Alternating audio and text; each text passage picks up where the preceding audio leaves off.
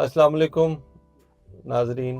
मैं हूं डॉक्टर फ़खर अब्बास और आज मेरे जो मेहमान हैं वो हैं डॉक्टर उसामा। उसामा साहब जो हैं वो माशाल्लाह गैस्ट्रोएंटरोलॉजिस्ट हैं, यानी मैदे और जिगर के स्पेशलिस्ट हैं। तो जो भी हमारे दोस्त मैदे और जिगर के अमराज में मुब्तला हैं उनके लिए ये आज एक गनीमत है कि हम उनका इंटरव्यू कर रहे हैं।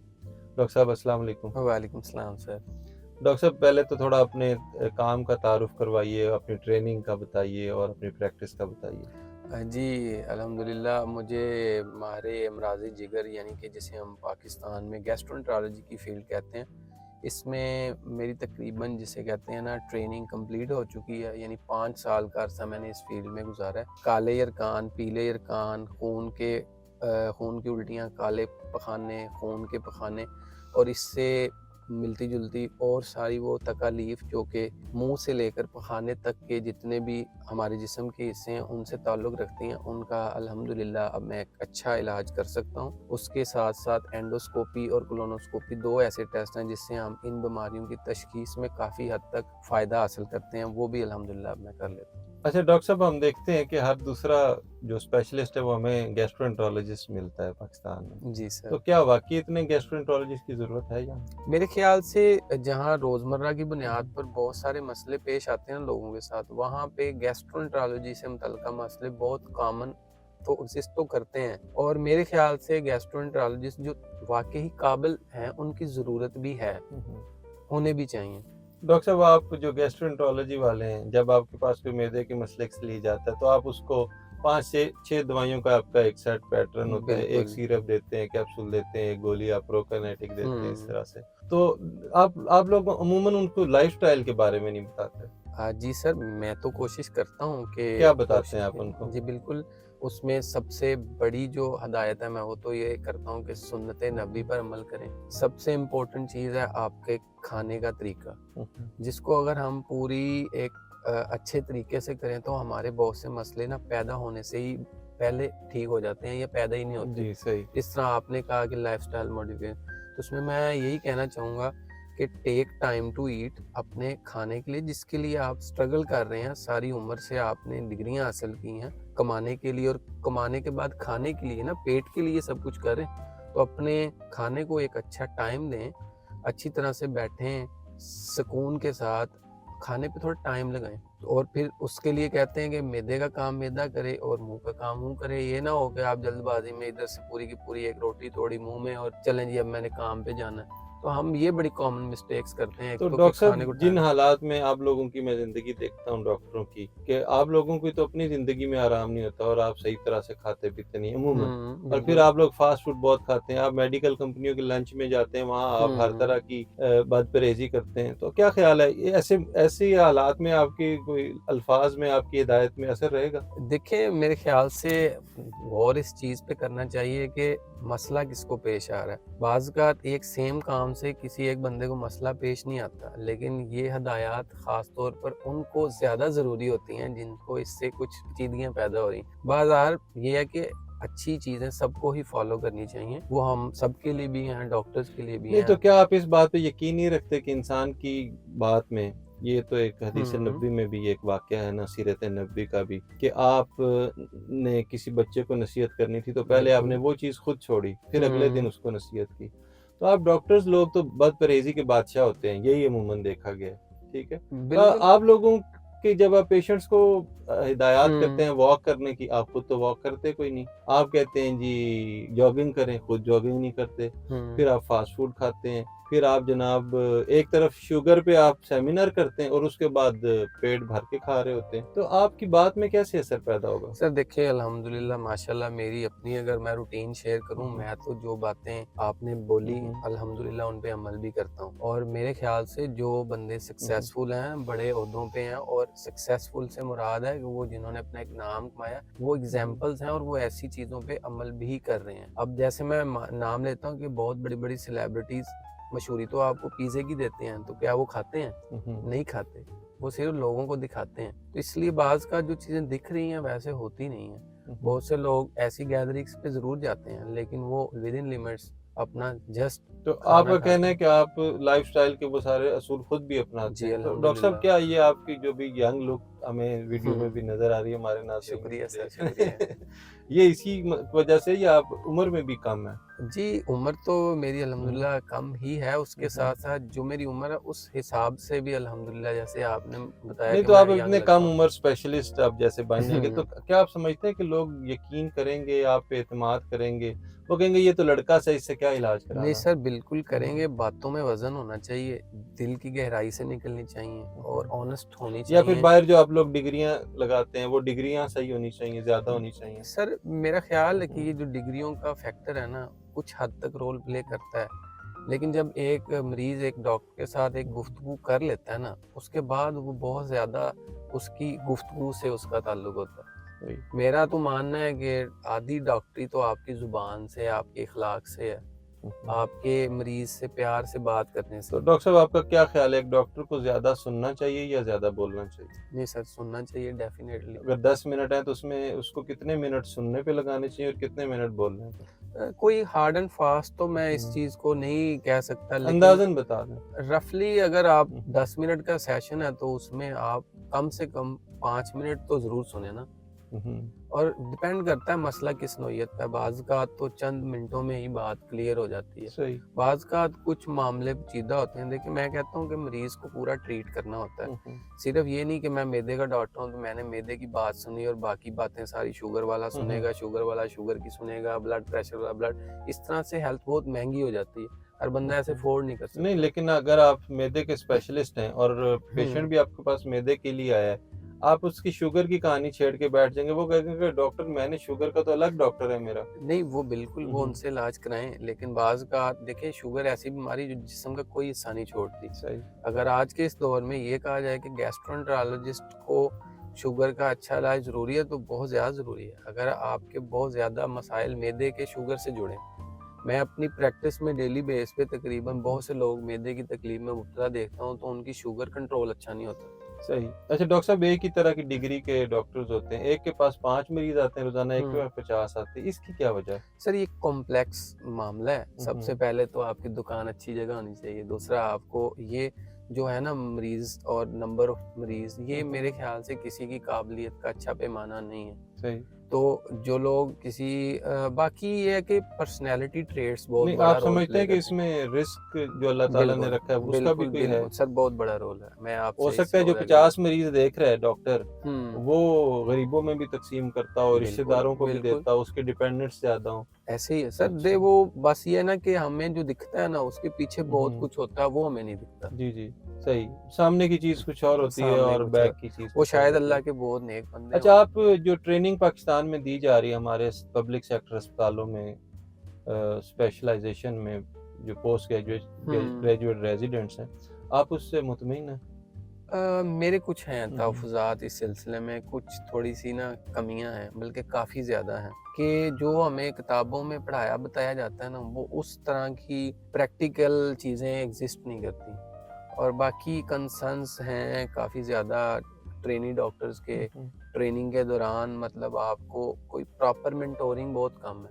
जिस तरह एक होता है ना, एक इंसान के साथ बहुत क्लोज़ली जुड़ते हैं आप, उस सही। इंसान की शख्सियत से भी हुँ, बहुत हुँ। से सबक सीखते हैं, तो वो इसमें कम है। आप समझते हैं कि डॉक्टर नहीं जुड़ रहे, या मतलब रेज़िडेंट का कसूर है, या जो उनको सिखाने वाले वो अवेलेबल नहीं है? देखिए, दोनों साइडों से हुँ, देखेंगे हुँ। तो दोनों ही दूसरों का कसूर बताते हैं। लेकिन सही। मेरे ख़्याल से तो दोनों साइडों पे कुछ कमियाँ हैं, लेकिन उसमें ज़्यादा कमियाँ जो है ना हुँ, वो हुँ। ऊपर से हैं, सीनियर्स की तरफ से ज़्यादा, और दूसरा कुछ गवर्नमेंट की तरफ से स्ट्रक्चर ऐसा बना दिया गया है कि ट्रेनी डॉक्टर यहाँ ट्रेनिंग करने की बजाय ना यहाँ के ड्यूटियों की एक उलझन में ज़्यादा फँस जाता है। डॉक्टर साहब, वो तो ज़रूरी है, जितनी ज़्यादा ड्यूटी करेगा उतना ज़्यादा सीखेगा वो। सर, वो यहाँ पे ना क्वालिटी और क्वांटिटी का कॉन्सेप्ट हुँ, आ जाता हुँ। है। मसला है कि आप अगर एक ही काम गलत तरीके से 100 हुँ, बार हुँ। करेंगे ना तो रिजल्ट डिफरेंट नहीं आएगा। आपको बर वक़्त एक हुँ। बंदा चाहिए जो आपको जी, ये बताए कि यहाँ तुम गलत हो। सही। ये चीज़ बहुत अहम है। वो चलें मैं तो आपको नंबर ऑफ पेशेंट्स तो मिल रहे हैं, लेकिन अगर आप 10 बंदे देखेंगे तो अगर उनको अनसुपरवाइज़ छोड़ें तो उसमें से 8 लोग ज़्यादातर जो है ना वो अक्सर बहुत लेट जाके सीखते हैं कि यहाँ हम गलतियाँ कर रहे थे। लेकिन डॉक्टर साहब इसमें इसी सिलसिले में एक और सवाल है कि रेजिडेंट्स जो हैं मैंने देखा है कि 2-2 जॉब्स भी कर रहे थे। आपका ख्याल है कि जो 2 जॉब करने वाला बंदा है वो इंसाफ कर पाता है अपनी ट्रेनिंग के साथ? नहीं, बिल्कुल भी सर। उसे क्यों करनी पड़ती हैं 2 जॉब्स? करने की रीज़न तो माली हम्म, प्रेशर है, यानी फाइनेंशियल बर्डन्स हैं। इस स्टेज पे पहुंच के इस माशरे में रहते हुए जो पे किया जाता है ना, जो महंगाई जिस हिसाब से बढ़ गई है और जिन शहरों में ट्रेनिंग मिल रही है वो आपके ज़्यादातर घरों से दूर होते हैं।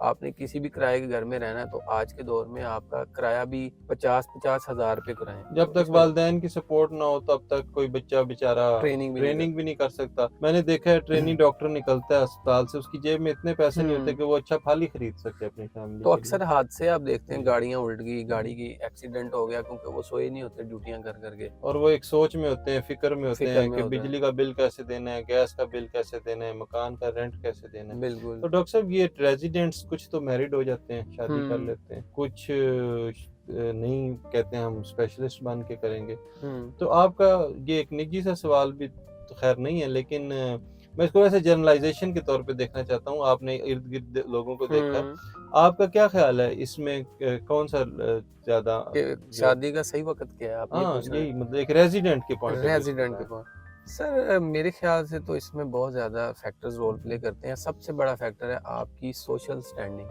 फाइनेंशियल बैकग्राउंड आपका कैसा है। ज़ाहिर है अगर आपके माँ बाप है, अपना घर है उसी शहर में जहाँ आप हाँ, प्रैक्टिस कर रहे हैं, तो फिर इजी हो जाएगा आपके फिर तो लिए। वो है कि आप पहले कर लें बाद में कर लें, कोई मसला नहीं वो है। खास मसला चाहे नहीं आप है, एमबीबीएस के दौरान कर लें या दौरान उस कर जॉब लें। में कर लें, बिल्कुल आपने जब खर्चे ही अपनी जेब से नहीं करना तो फिर तो ये बिल्कुल बिल्कुल। मामला जो है वो दूसरा है कि आपको वो बंदा भी मिले ना जिससे आपने करना है ना, हाँ तो जाहिर वो है जी किसी को अगर जल्दी मिल जाता तो ये कोई मतलब अकेले करने वाला काम अकेले करने वाला तो काम नहीं है।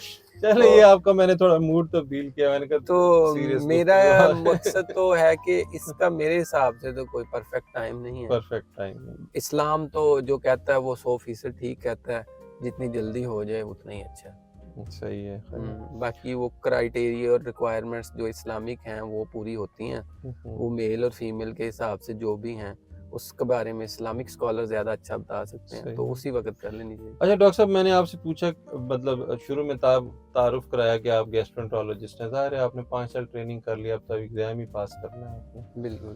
तो आपने फिर खुल के भी बयान किया कि आप एक रेजिडेंट हैं। हमने देखा यहाँ बिल्कुल जी। रेजिडेंट जो है वो अपने आप को एफसीपीएस भी लिखना शुरू कर देते हैं और आखिर पे छोटा सा एक ना वन वन 1 या डालते 2 हैं, कुछ डालते हैं, डालते हैं इस तरह से। तो बिल्कुल। क्या ये जस्टिफाइड है, ये अच्छा है कि वो जनाब अभी एफसीपीएस हुए नहीं है और पहले ही वो लिखना शुरू कर दें? सर मेरे ख्याल से तो बहुत सी जस्टिफिकेशन तो ज़्यादातर आपकी एथिकली होती है ना, उसके लिए कोई कानून एग्जिस्ट नहीं कर रहे होते, वो आपने खुद से ही उसको ठीक है तो आपने करना है। तो मेरे ख्याल से लिख लेने में जो है वो लिखें, जो आप नहीं है वो ना लिखें। और दूसरा ये कि मेरा मानना है कि अगर आप अच्छे हैं, काबिल हैं, तो तो वैसे मरीज जब ही वैसे आपसे ही मिलता है आपको तो हाँ जी आपको ज्यादा वो बाद में इस चीज को बॉदर नहीं करता। मैंने बहुत से देखे हैं कि हमारे जूनियर्स जो थे वो अभी बिल्कुल स्टार्ट, मरीज उनका नाम लेकर भी वार्डों में उनको ढूंढते हैं कि जी फलान डॉक्टर साहब से हमें शिफा आती है, हमें उनसे मिलके एक दिल को राहत मिलती है। डॉक्टर साहब ये मार पीट क्यों जाते हैं डॉक्टरों को, अक्सर आपने देखा है? हाँ ये नहीं, यहाँ पे डॉक्टरों को जो मतलब अटेंडेंट्स हैं वो आके हमला कर देते हैं, चपेड़े मार देते हैं, दस्तों गिरेबान हो जाते हैं। क्या वाकई डॉक्टरों का कसूर होता है? सर मेरे ख्याल से ना माशरे में अदम बर्दाश्त बहुत ज़्यादा है और उसके पीछे बहुत से मारकात होते हैं और सबसे बड़ी पॉवर्टी है, गुर्बत बहुत बढ़ चुकी है और लोगों को वो सहूलियात अवेलेबल नहीं है जो कि होनी चाहिए। जी जी। और वो उनको जो बंदा विद इन रीच जिसके ऊपर उनका गुस्सा निकल चल पाता जाता है ना, चल सकता है, उस पे चला हाँ, देते हैं। तो फिर उसके अलावा जब कोई इंसान किसी का कोई रिश्तेदार बीमार होता है तो उस वक्त ज्यादातर लोग ना अपने होशोवास खो बैठते हैं, उनको उस वक्त कुछ समझ नहीं आता कि ठीक क्या है, मैंने किससे किस तरह बात करनी। लेकिन एक फैक्ट है जी गुस्सा हमेशा जो होता है ना वो नीचे की तरफ ही जाता है। आप देख लेंगे, मैंने देखा है कि कभी ऐसा वाकया सुनने को नहीं मिला कि एसएचओ साहब के कमरे में किसी ने जाके बदतमीजी की हो। तो बस डंडे की पावर जो होती है ना वो बड़े से मसले सॉल्व करती है। तो आपका क्या ख्याल है, डॉक्टरों को भी डंडे रखने चाहिए आपके पास अपने? नहीं सर, डंडे तो नहीं, बहरहाल ये है कि कुछ वो जगहों कौन पे सी बातें हैं जो डॉक्टर अपने एंड पे ठीक कर सकते हैं मौजूदा हालात में? मेरे ख्याल से तो आपको सबसे पहला जहाद और आपकी ट्रेनिंग इस चीज़ की होनी चाहिए कि अगर आप 24 घंटे भी जाग रहे हैं ना, तो बस अपने अंदर एक जंग ये लड़ते रहें कि आपके मुंह से जब भी कोई अल्फाज निकले ना, वो खूबसूरत हो, किसी की उसमें तौहीन ना हो, किसी को दुख ठीक है। ना पहुंचे तो उससे। इनसे मुझे याद है डॉक्टर साहब, हम ना पेशेंट्स को जब मेडिकल और सर्जिकल फ्लोर्स वगैरह पे हॉस्पिटल में देखते हैं, तो हम उन्हें कहते हैं कि ये केस ऐसा है, इसकी फाइल किधर है, उसका वो किधर है, उसकी ये करा ली। हम बड़े छोटे का भी इवन ख्याल नहीं रखते, और जहाँ हमें कहना चाहिए ना कि इनको क्या हुआ, इनके टेस्ट हो गए या नहीं हुए, इनकी फाइलें किधर हैं, मुझे इनका केस दिखाएं, हम एक ऐसा सीगा इस्तेमाल करते हैं इस उस वगैरह का कि जिसमें कोई एहतराम का पहलू नहीं होता। पहलू नहीं होता। तो क्या ये जायज़ है हमारे लिए? नहीं सर, बिल्कुल भी जायज़ नहीं है। और देखिए, गलत काम गलत ही होता है। वो कहते हैं ना, एक गलत को दूसरा काम, जैसे 2 बंदे गलत कर रहे हैं तो दोनों जस्टिफिकेशन उसकी नहीं होती, गलत गलत ही होता है। अगर वो कोई भी कर रहा है, उसको ठीक करना चाहिए, बेशक उसकी कोई भी रीज़न्स हैं, उसकी रीज़न्स उसकी जस्टिफिकेशन नहीं है। इसको ठीक करने की कोशिश है हम अभी सबको। देखें ना, स्मार्टफ़ोन्स आ गए हैं, अक्सर हुँ। जो यूथ है वो बहुत टाइम स्पेंड कर रही है इस पे। अब तो ख़ैर बड़े-बूढ़े भी बहुत कर रहे हैं। लेकिन डॉक्टर जो प्रैक्टिस में हैं, जो ड्यूटीज़ पर हैं, जो इमरजेंसीज़ में हैं, उनके लिए क्या उनका मतलब उनके लिए एक लाएअमल होना चाहिए कि वो फ़ोन कितना कम इस्तेमाल करें या उन्हें बहुत ज़्यादा करना चाहिए? मतलब आपका क्वेश्चन है कि प्रोफ़ेशनल्स या प्रोफ़ेशनली डॉक्टर्स। प्रोफ़ेशनली उनकी क्या एथिकली उनको क्या ये अलाउ है कि पेशेंट बैठा हुआ है और वो उनके सामने अपने स्क्रॉलिंग कर रहे हैं और जनाब अपनी नहीं सर, व्हाट्सएप कर इसमें रहे हैं? बात ये कि जैसे-जैसे साइंस एडवांस हुई है, तो बहुत सी चीज़ों में ना, बहुत जगहों पे, मैं नहीं कहता हर वक़्त, लेकिन अक्सर कुछ जगहों पे डॉक्टर्स को मोबाइल की ज़रूरत इसलिए भी होती है कि कुछ दवाइयों की डोज़ेज़ और उनकी मकदार और साइड इफ़ेक्ट्स और इस तरह की चीज़ों में कभी-कभार जस्टिफाइड है। लेकिन कोशिश करनी चाहिए इवन कि अगर आप और मरीज़ की गुफ्तगू के दरमियान में, कहीं आपके दरमियान में मोबाइल पड़ा है, तो कोशिश करें उसको भी साइड पे कर लें, क्योंकि सही है, आपकी गुफ्तगू में वो एक वज़न ही नहीं रहता। ठीक तो है। हम मेरी तो यही रिकमेंडेशन है, मैं पर्सनली भी प्रैक्टिस करता हूँ कि ड्यूटी पे कम से कम फ़ोन इस्तेमाल डॉक्टर किया साहब, जाए। एक तो मखलूत माहौल है अस्पतालों में डॉक्टरों का। पहले हमारी जो फीमेल कोलीग्स हैं उनकी मिकदार कम थी। अब वो हुँ, बहुत क्वांटिटी में आती हैं, हमसे भी ज़्यादा होती हैं, मेल से भी। फिर नर्सेज़ भी हैं। हुँ, तो ये कुछ गपशप का और जो गहमा-गहमी का प्रोग्राम बन जाता है। आप टेबल पे 3-4 डॉक्टर बैठे हैं, 2 लड़की हैं, 3 लड़के हैं, या कोई भी सिनेरियो देख लें। गप लग रही है जी, और कुछ चीज़ें डिस्कस कर रही हैं, हाथ पे हाथ मार रहे हैं या खिलखिला के हँस रहे हैं। क्या हुँ। हॉस्पिटल के एनवायरनमेंट में ये चीज़ एथिकल है? नहीं sir, this is not professionalism. मैं तो खुद कोशिश करता था हमेशा कि कम से कम हँसा जाए। जी, जी। क्योंकि ये मुकाम ऐसा है कि वहाँ पर आप अगर बिला वजह मुस्कुरा भी देते हैं ना, तो जो बंदा तकलीफ में है ना, वो उसके ऊपर बड़ा दुश्वार गुजरता है। जी, जी। तो इसलिए हमें विद इन प्रोफेशनल बाउंड्रीज कम से कम बिला वजह ये जो फजूल की गपशप और यहाँ की मौज मस्ती है ना, हुँ। अपने उस इन्वायरमेंट में जहाँ पे आपके पास मरीज आ रहे हैं, ख़ास तौर पे इमरजेंसियों में, वहाँ पे बहुत ज़्यादा मुहतात होने की ज़रूरत है। अच्छा डॉक्टर साहब, मैं एक हॉस्पिटल में जॉब करता था, तो जब 12:30-1 बजते बजते थे तो मुझे बहुत भूख लग जाती थी। हुँ, तो उसी वक़्त मरीज़ों के खाना खाने का टाइम होता था और खाना डिस्ट्रीब्यूट होता था, मतलब बड़े-बड़े बर्तनों में।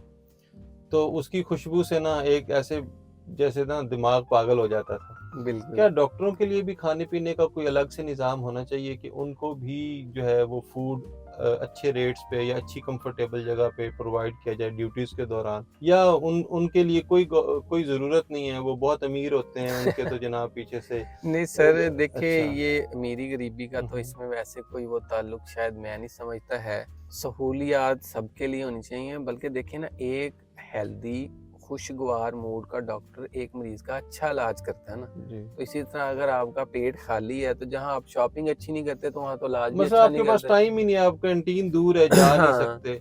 और वहाँ जो मरीजों के सामने खा नहीं सकते। और बिलफर्ज आप मैदे के मरीज भी हैं, आप एज ए डॉक्टर हैं, लेकिन आपको कोई शुगर का मसला भी हो सकता है, आपकी शुगर लो हो रही है। समटाइम्स ऐसा होता है, कुछ हमारे जो इवन यंग कोलीग्स हैं वो इंसुलिन वगैरह इस्तेमाल करते हैं। तो क्या आप समझते हैं कि उनके लिए गवर्नमेंट को स्पेशल करना चाहिए नहीं कुछ? सर, बिल्कुल इस बारे में ना मैंने अभी तक देखा है जितने भी टर्शरी केयर हॉस्पिटल जो कि पाकिस्तान या कह लें पंजाब के जो बेस्ट तरीन फैसिलिटीज भी समझी जाती है ना, जी, वहाँ पे भी जो बेसिक राइट्स है ना, अगर जी, डॉक्टर्स को कंसिडर करें तो वो प्रोवाइड बिल्कुल नहीं हो रहे, जिसमें कि बहुत कॉमन इशू रहता है कि बहुत सी जगहों पे डॉक्टर्स जो हैं फीमेल और मेल, उनके रेस्ट एरियाज भी सेपरेट मुमकिन नहीं है, या उनके वॉशरूम्स भी अलग नहीं है। बिल्कुल नहीं है। सही, सही। तो जहाँ तक हो सके ये जो ख़ास तौर पे फूड से लेके आपने बहुत अच्छी बात की है कि इस मामले में जहाँ पे हम इतनी पब्लिसिटी और कैंपेन्स और वो मशहूरियाँ करते हैं, जी, जी। उसमें जहाँ आप उनको भी देने की ज़रूरत है, डॉक्टर्स को भी ये फैसिलिटीज़ प्रोवाइड करने की ज़रूरत है, इसमें कोई अमीरी-गरीबी का ताल्लुक नहीं है। जी, जी, सही। डॉक्टर साहब, रेस्ट रूम से मुझे याद आया कि मुहज़्ज़ब मुल्कों में जो रेस्ट एरियाज़ हैं वो बहुत साफ़-सुथरे होते हैं। हमारे यहाँ बहुत गंदे होते हैं और चंद होते हैं और उनमें से भी 2-3 को ताला लगा हुआ होता है। वो स्वीपर्स ने ताला लगाया होता है या पैरामेडिकल स्टाफ ने मतलब उन्होंने अलग किए होते हैं। अच्छा, पेशेंट्स के लिए तो सिरे से ये सहूलत नहीं है। अब मिसाल पेशेंट के साथ कोई अटेंडेंट है, उसके लिए तो मैं कहता हूँ कुछ बेचारे के लिए कहीं जाने की ज़रूरत। अब एक बंदा इस कुदरती जो उसकी ज़रूरत है उसके साथ है, तो वो तो ज़्यादा चिड़चिड़ा नहीं हो जाएगा? वो भी प्रेशर उसको पड़ रहा है कि उसने रेस्ट रूम में जाना है या कुछ करना है, वो तो डॉक्टर के गले पड़ेगा। असल में मसला ये है कि हर जो हॉस्पिटल में हर बद इंतज़ामी हो रही है ना, वो उसको डॉक्टर को कसूरवार ठहराता है। क्या ऐसा नहीं? बिल्कुल सर, ये वो मैंने जैसे पहले ही कहा था कि सॉफ्ट टारगेट्स है ना, इंसान की नफ्सियात हैं कि जिस पर उसका गुस्सा निकलता है, बस चलता है ना, जो एक्सेसिबल होता है, जो पास होता है, इंसान उसी पे निकाल रहा होता है। तो वो बस कुछ मैं अक्सर देखता हूँ कि हमारे अब अस्पतालों में ना जो ओटी ड्रेसेस हैं या कंफर्टेबल ड्रेसेस हैं जिसे किट कहते हैं, वो भी अक्सर ऐसी ही पहनी जा रही होती है इस तरह के रंगों की कि ना पता चलता नर्स कौन है, ना पता चलता जी, जी, डॉक्टर कौन है। सही। अक्सर तो फीमेल डॉक्टर्स का गिला शिकवा यही होता है कि जी मैं सिस्टर नहीं हूँ, मैं डॉक्टर हूँ। जी, जी। आपने भी सुना होगा अक्सर कि वो अक्सर डॉक्टर्स तो इस चीज़ को खासा माइंड करती हैं जी, जी। कि जी मैं सिस्टर नहीं है, आपने मुझे सिस्टर बुला दिया है। तो हुँ, यानी हुँ। कि मैं समझता हूँ एक तो थोड़ी-सी ना हमारे यहाँ जो कलर कोडिंग है ना बाय प्रोफेशन, आपके हॉस्पिटल में जिस रैंक के लोग ताकि काम कर रहे हैं, पता उसकी बड़ी चले कि सख्ती होनी चाहिए। किससे हमने कौन-सा काम लेना है। देखिए, अब मैं तो इस चीज़ पे बिलीव करता हूँ आपके वार्ड के अंदर हर वार्ड की एंट्री पे एक पूरा बोर्ड लगा हो जिसपे पता हो कि इस सौदे पे ये बंदा है, इसकी ये तस्वीर है, इसका हुँ, ये हुँ। नाम है, ताकि कोई आपसे जी, बिल्कुल। बिला आपको वजह पूछते ही ना, पैसे ना हाँ, बटोर सके बिल्कुल कि सही। जनाब मैं यहाँ पे ये हूँ, और वो पता चलता है वो तो यहाँ गार्ड है और वो आपसे हुँ। पैसे लेके गायब, और बाद में लोग ढूंढते डॉक्टर रहते हैं। साहब, ये बड़ा पब्लिक सेक्टर अस्पतालों का अलमिया है कि वहाँ पे हर वक़्त 50-100 बंदा घूम रहा है, जो जेब कतरा भी है, बिल्कुल, जो बिल्कुल। फ्रॉडिया भी है। वो डॉक्टरों के नाम पे भी पैसे ले रहा है, वो सर्जनों के नाम पे भी पैसे ले रहा है और मरीज़ जो हैं वो बदज़न हो रहे हैं। और मैं तो ये कहता हूँ कि देखें अस्पताल में आएँ, देखें, डायरेक्ट डॉक्टर से मिलें, तो डॉक्टर का तो मैं समझता हूँ कि 100 में से कोई 1% 2% होंगे जो शायद कि इस तरह की किसी चीज़ हुँ, में हुँ। इन्वॉल्व हों। लेकिन 98% जो है ना लोग जो लोअर रैंक के हैं, जिनकी तनख्वाहें बहुत कम हैं, वो तो इस चीज़ को, इस अस्पताल की जॉब को पकड़ते ही इसलिए उन्हें पता है कि पे में तुम्हारे पैसे होने ही नहीं डॉक्टर साहब, पूरे। तनख्वाह तो डॉक्टर की भी इतनी ज़्यादा नहीं है, लेकिन फिर भी बिल्कुल, बिल्कुल। बाकी अगर तबकात को देखा जाए, जो 30-30, 40-40 हज़ार में गुज़ारा कर रहे हैं, तो कम से कम उसकी निस्बत एक कोई 70-80 हज़ार में गुज़ारा कर रहा है, वो शायद बेहतर ही है। लेकिन वो उस डॉक्टर के नाम आपके साथ लगने से जो माशरे में लोगों की आपसे तवक्कुआत है जी, ना, जी, वो वो बढ़ बहुत जाती बढ़ हैं, जाती है बढ़ ना। जाती जैसे हैं। एक सिंपल सी बात है कि एक डॉक्टर मोटरसाइकिल पे आके खड़ा आपके पास आए हुँ, और हुँ। आप उससे इलाज कराएं, तो ज़हनी तौर पे ही आप कहेंगे ए ते डॉक्टर मैंने सही नहीं लग रहा। और अगर एक बंदा आपके पास बड़ी सी गाड़ी में आता है तो वो नफ्सियात का ये आलम है कि वो लोग कहते हैं जी, जी। ए डॉक्टर बड़ा लग रहा है। चलिए डॉक्टर साहब, इसके साथ मैं आपका शुक्रिया भी अदा करता हूँ। आज का सेशन आपके साथ बड़ा अच्छा रहा और वो ये आपकी छोटे-बड़े डॉक्टर से याद आया कि हमारे एक क्लास फेलो थे जो चंद क्लास से फेल होके ना तो हमारे साथ आ गए। तो वो हमसे बड़े-बड़े लगते थे, तो जब भी वार्ड में हम जाते तो पेशेंट ख़ास तौर पे ना उनके साथ अपना टाइम स्पेंड करना चाहते। तो ये छोटे बड़े डॉक्टर का होता है। जब मैंने प्रैक्टिस स्टार्ट की, क्लिनिक किया, तो सबसे पहले मुझे किसी ने देखा, उसने कहा आज तेरे अब्बू नहीं आए। ये बिल्कुल सही है तो ना। तो जी नाजरीन, बहुत शुक्रिया आपने ये प्रोग्राम देखा। उम्मीद है आपको पसंद आया होगा और इसको शेयर कीजिएगा, लाइक सर मैं कीजिएगा। आपसे बस लास्ट में एक रिक्वेस्ट करूंगा, मुझे आपकी शायरी की बहुत तारीफें सुनने को मिली हैं, तो एक चले मैं आधा डॉक्टरी से रिलेटेड ही एक कथा हाँ सुना हमारे देता हूँ। नाजरीन के लिए एक आधा जो है ना वो जी एक ही सुना देता हूँ वो भी। कौल और करार मुझसे कर गए, अहद बेशुमार मुझसे कर गए। वाह। कौल और करार मुझसे कर गए, अहद बेशुमार मुझसे कर गए। किस तरह मिलेगी अब शिफा उन्हें, फीस भी उधार मुझसे कर गए। तो नहीं जी, बहुत इसी शुक्रिया। के अल्लाह साथ जी हाफिज। अल्लाह हाफिज। अल्लाह